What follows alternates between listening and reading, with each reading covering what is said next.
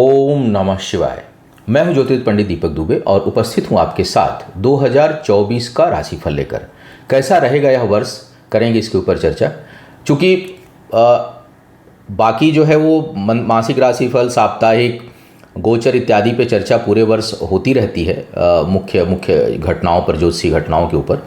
लेकिन एक वर्ष का सारांश कि किस प्रकार का यह वर्ष रहने वाला है, कहाँ कहाँ मुख्य कौन सा क्षेत्र है जो शुभ प्रभाव में रहेगा, कौन सा क्षेत्र है जो अशुभ प्रभाव में रहेगा, जहां आपको पहले से तैयारी करनी चाहिए या ध्यान रखना चाहिए, किस प्रकार की सावधानी बरतें, इन तमाम चीज़ों के ऊपर जो है एक सारांश के रूप में 2024 के ऊपर हम चर्चा करने जा रहे हैं आपके साथ।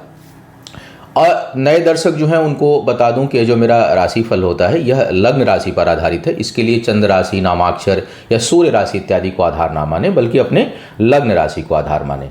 दूसरा, यह बेहद सामान्य आधार पर है।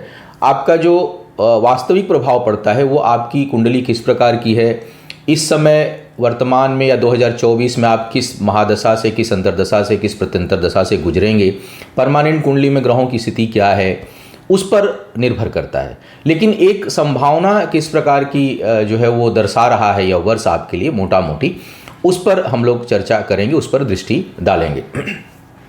जो लोग मुझसे परामर्श लेना चाहते हैं, मेरी वेबसाइट astrotips.in है, उसके माध्यम से आप मुझसे परामर्श ले सकते हैं। राशिफल मैं अलग से दे रहा हूँ। इसके अलावा सफलता के सूत्र नाम से मैं अलग से वीडियो दूंगा सभी राशियों के लिए अलग से, उसे आप देखेंगे। शनि का 2024 में अलग अलग राशियों पर क्या प्रभाव होगा, उस पर एक वीडियो अलग से दूंगा। और राहु केतु का प्रभाव 2024 में किन किन राशियों पर किस प्रकार का होगा, उस पर वीडियो भी मैं अलग से देने वाला हूं। लगेगा 15-20 दिन, महीने का समय लगेगा सारे वीडियो आने में, लेकिन उन चीज़ों पर मैं चर्चा करने वाला हूं। अभी फिलहाल एक एक करके राशियों का सारांश क्या है, चाहे वो विवाह का क्षेत्र हो, स्वास्थ्य का क्षेत्र हो, करियर का क्षेत्र हो, संतान का क्षेत्र हो, जमीन जायदाद से संबंधित किन चीज़ों पर ध्यान रखना है, या कौन सा समय एक मोटा मोटी जो है वो आपके लिए अनुकूल रहने वाला है, उस पर हम चर्चा करेंगे। तो आइए देखते हैं आपके राशि के लिए क्या कह रहे हैं सितारे 2024 में। मेष राशि वालों की बात करते हैं, जिनकी लग्न राशि मेष है, उनके लिए यह वर्ष कैसा रहने वाला है। देखिए, पूरे वर्ष पर्यंत राहु आपके द्वादश भाव में, केतु आपके लिए छठे भाव में, शनि वक्री मार्गी होते हुए आपके एकादश भाव में रहेंगे, जहाँ से उनकी तीसरी दृष्टि आपके लग्न पर, नीच राशि है मेष राशि, उस पर पड़ने वाली है। शत्रु राशि है सिंह राशि, सप्तम दृष्टि सीधी वहाँ पड़ेगी। उसके अलावा इनकी जो 10वीं दृष्टि है वो आपके पुनः शत्रु राशि वृश्चिक पर अष्टम भाव में पड़ने वाली है। तो ये शनि और राहु केतु का प्रभाव पूरे वर्ष पर्यंत आपको 2024 में प्रभावित करेगा। देवगुरु बृहस्पति जो है वो आपके लग्न में वर्ष के प्रारंभ में हैं और यहाँ यह बने रहेंगे लगभग मई तक। तो मई के बाद इनका जो गोचर होगा वो आपके लिए दूसरे भाव में वृषभ राशि में होगा। तो यह मुख्य ग्रह जो है वो आपके लिए इन भावों को प्रभावित करने वाले हैं। बाकी ग्रह जो है उनका गोचर होता रहेगा समय समय पर। इस वर्ष में एक अगर देखा जाए आय के दृष्टिकोण से, तो चूंकि एकादश भाव के स्वामी एकादश भाव में है, वो भी शनि जैसा स्थिर ग्रह, तो यह आय के लिए उत्तम जो है वो समय बनाता है। इनकम आपकी आय में निरंतरता बनी रहेगी। लेकिन राहु के द्वादश में होने के कारण धन जो है वो बिना वजह के, बिना किसी कारण के या बिना सोचे समझे धन खर्च होता रहेगा। बचत के लिए बहुत अच्छा वर्ष नहीं है। इवन बृहस्पति भी जब आपके दूसरे भाव में जाएंगे, तब भी बृहस्पति जो है वो मेष वालों के लिए द्वादश भाव के स्वामी हो जाते हैं और भाग्येश होते हैं। तो वहाँ पर उनके जाने से भी सेविंग नहीं होने वाली है। तो यह वर्ष बचत के लिए तो अच्छा नहीं है। बहुत प्रयास करना पड़ेगा, तभी जा कर के सेविंग आप कर पाएंगे। सोच समझ के खर्च करिए, बिना सोचे समझे खर्च करने की प्रवृत्ति आपको छोड़नी पड़ेगी या उस पर नियंत्रण रखना पड़ेगा, अन्यथा बचत नहीं कर पाएंगे। लेकिन आय जो है वो ठीक ठाक रहेगी। जो लोग अगर देखा जाए इस वर्ष में, तो आपके प्रमोशन के लिए या ट्रांसफ़र के दृष्टिकोण से जो समय कुछ थोड़ा सहयोगी रहेगा, वह रहने वाला है जनवरी, मार्च और अप्रैल, और फिर जुलाई और अगस्त। इन महीनों में आपके लिए पदोन्नति की संभावना बनेगी। इन महीनों में स्थान परिवर्तन का योग बनेगा। इस प्रकार का योग आपके लिए बन सकता है। तो कुल मिलाकर के इनकम के लिए यह वर्ष ठीक ठाक है, बचत के लिए नकारात्मक है, उधर आपको ध्यान देने की आवश्यकता है। यात्राओं में आपको सावधानी रखनी पड़ेगी। अनावश्यक का, जैसे मैंने कहा, धन खर्च, बहुत से लोगों के लिए भटकाव, राहु की दशा अंतर्दशा चल रही हो तो और अधिक सावधानी आपको रखनी चाहिए, क्योंकि यात्राएं जो है वो सुखद हों, इसमें थोड़ा संदेह रहेगा। बेहतर होगा कि यात्राओं के लिए, महत्वपूर्ण यात्राओं, सामान्य रूप में आप कहीं आ जा रहे हैं, कहीं घूमने फिरने जा रहे हो, एक अलग विषय है, लेकिन आप कोई महत्वपूर्ण यात्रा करने जा रहे हो तो बेहतर हो कि आप योग मुहूर्त का ख्याल रख करके जाएं, क्योंकि यात्राओं के लिए, महत्वपूर्ण यात्राओं के लिए यह वर्ष बहुत अच्छा नहीं है। और अगर गोचर में भी ग्रह ठीक नहीं है, जिस समय यात्रा आप करने जा रहे हैं ठीक नहीं है, तब परेशानियां और आपके लिए बढ़ सकती हैं। तो महत्वपूर्ण यात्राओं में आपको सावधानी रखनी है। विवाह के दृष्टिकोण से बात करूं तो यह वर्ष सामान्य परिणाम देने वाला है। सामान्य, बहुत नकारात्मक या बहुत सकारात्मक नहीं है। जिन्हें करना हो, विवाह का योग बन जो रहा है एक लमसम, उसके लिए दृष्टिकोण से अगर मैं देखूं तो अप्रैल, मई और जून का महीना जो है वो योगकारी बन रहा है। इस दौरान विवाह होने या संबंधों में स्थिरता आने की संभावना आपके लिए बनती हुई दिखाई दे रही है। स्वास्थ्य का जो क्षेत्र है वह नकारात्मक रहने वाला है। स्वास्थ्य के लिए यह वर्ष बिल्कुल अच्छा नहीं है। और अगर इसमें कहीं शनि की दशा अंतर्दशा में मंगल का अंतर प्रत्यंतर हो, चंद्रमा का अंतर प्रत्यंतर हो, राहु केतु का अंतर प्रत्यंतर हो या राहु केतु शनि का कॉम्बिनेशन बन रहा हो तो परेशानियां बहुत से लोगों के लिए बढ़ जाएंगी।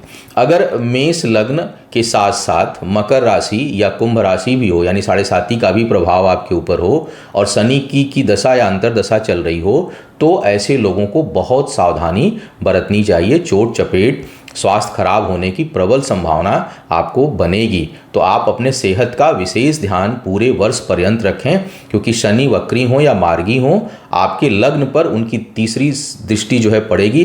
तीसरी दृष्टि शनि की सबसे खतरनाक होती है और अष्टम भाव में भी इनकी दृष्टि जा रही है। तो स्वास्थ्य के दृष्टिकोण से काफ़ी प्रोन बन रहा है आपके लिए यह वर्ष। आपको विशेष सावधानी स्वास्थ्य के मामले में रखनी चाहिए। संतान प्राप्ति की अगर मैं बात करूं, कई लोग जो बच्चे की प्लानिंग कर रहे हों, चूंकि वर्ष का राशिफल है तो आप सुन करके उस हिसाब से अपनी योजनाएं बना सकते हैं। देखिए, शनि की दृष्टि पूरे वर्ष पर्यंत सीधी दृष्टि, सप्तम दृष्टि आपके संतान भाव को प्रभावित करेगी। तो संतान के दृष्टिकोण से अगर देखा जाए तो यह पूरा वर्ष ही जो है वो संवेदनशील है, ठीक नहीं है बहुत ज़्यादा। लेकिन अब भाई पूरा वर्ष है तो बहुत से लोग हैं जो इस वर्ष प्लानिंग करेंगे। तो उस दृष्टिकोण से अगर मैं देखूं तो 13 फरवरी से 14 मार्च और आधा जुलाई से लमसम आधे अगस्त तक का जो समय है वो थोड़ा योगकारी है, थोड़ा उसमें समय आपके लिए अनुकूलता वाला होगा। वैसे तो बृहस्पति की दृष्टि मई तक सीधी पड़ने वाली है आपके पंचम भाव पर, लेकिन साथ साथ शनि की दृष्टि भी पड़ने वाली है, तो इस कारण कुछ कठिनाई रहेगी। और इसमें अगर जो थोड़ा अधिक योगकारी समय मैं देख पा रहा हूं तो वो मध्य फरवरी से मध्य मार्च और मध्य जुलाई से मध्य अगस्त तक का जो समय है वो संतान के दृष्टिकोण से थोड़ा योगकारी आपके लिए बन रहा है। बेहतर होगा। कई बार क्या होता है संतान के मामले में, जैसे अगर आपकी कुंडली प्रभावित है, पहले भी मान लीजिए आपकी जन्म कुंडली में भी शनि की दृष्टि हो, ऐसे ही बैठे हों, कुंभ राशि में बैठे हों या मिथुन राशि के शनि बैठे हों या वृश्चिक राशि में शनि बैठे हों, मतलब कहीं से दृष्टि प्रभाव जन्म के समय भी हो और परमानेंट कुंडली में पंचम भाव में पंचमेश भी ठीक ना हो, तो शनि की यह दृष्टि फिर आपके लिए थोड़ा अधिक नकारात्मक प्रभाव ला देगी। दशा अंतर्दशा में शनि की दशा अंतर्दशा ना हो, पंचम भाव शुभ अवस्था में हो, तो जो समय मैंने बताया है उसमें आपको प्रयास करना चाहिए। संतान के लिए प्लानिंग आप कर सकते हैं। यही स्थिति शिक्षा प्रतियोगिता में भी है।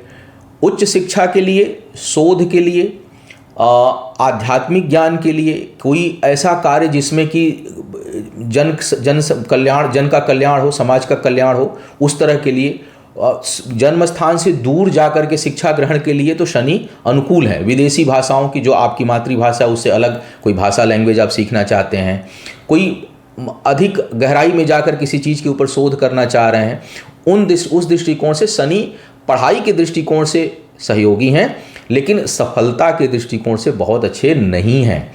तो सफलता का सूत्र जब चर्चा करूंगा, अलग से वीडियो दूंगा, उसको आप देखिएगा, उसमें कुछ इन चीज़ों पर प्रकाश डालूंगा। फिलहाल ये बता दूं कि यह वर्ष संवेदनशील नहीं है, और जब वक्री होंगे शनि इस दौरान, तो थोड़ा नकारात्मक परिस्थिति आपके लिए और बनेगी। तो यह वर्ष थोड़ा अधिक प्रयास करने का है, आलस्य त्यागने का है। आप जो है वो अधिक प्रयास करेंगे तब जा कर के सफल होंगे। अब बात करते हैं, बहुत से लोग ज़मीन जायदाद लेने की प्लानिंग करते हैं। ये भी छोटा काम नहीं, एक दिन में नहीं होता। तो उनको क्या करना चाहिए? उस दृष्टिकोण से अगर मैं देखूं तो आपके लिए पहली बात तो यह है कि पूरा वर्ष जो है वो किसी खराब ग्रह की दृष्टि नहीं पड़ रही है आपके चतुर्थ भाव में।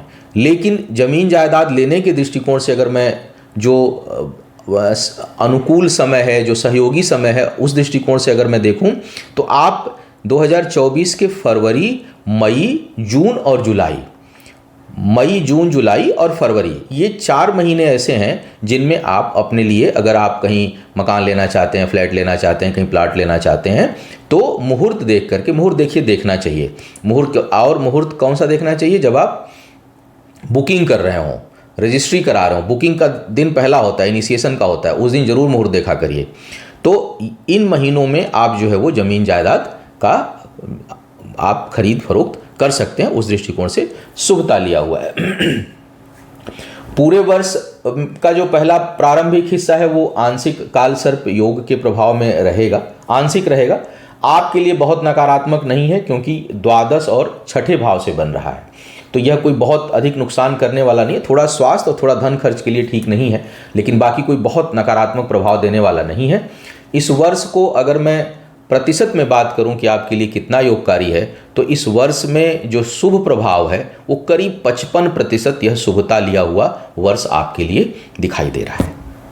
तो यह था 2024 के लिए आपके ग्रहों का सारांश, किस प्रकार का परिणाम मिलने की संभावना ग्रह बना रहे हैं। आपका आने वाला वर्ष 2024 खूब बढ़िया बीते, खूब अच्छा हो, शुभ हो, और आपके लिए आयु, आरोग्य और ऐश्वर्य में वृद्धि करने वाला हो। इन्हीं शुभकामनाओं के साथ आपसे विदा लूंगा। पुनः मुलाकात होती रहेगी आपसे इसी चैनल पर। तब तक के लिए मुझे आज्ञा दीजिए। ओम नमः शिवाय।